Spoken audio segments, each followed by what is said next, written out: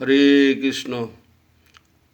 নমস্কার বন্ধুরা, আগামীকাল রাধা অষ্টমীর ব্রত সকলেই পালন করবেন। অনেকেই ভগবান শ্রীকৃষ্ণের জন্মাষ্টমী পালন করেন, কিন্তু রাধা অষ্টমী পালন না করলে ভগবান কখনোই সন্তুষ্ট হন না।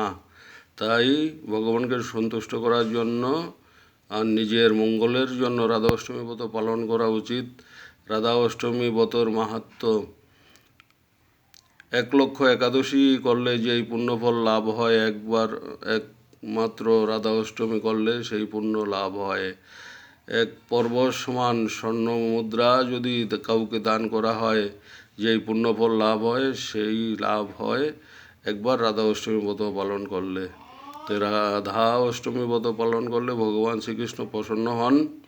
ভগবানকে প্রসন্ন করার জন্য প্রত্যেকেরই রাধা অষ্টমী ব্রত পালন করা উচিত। জয় শ্রী রাধে রাধে।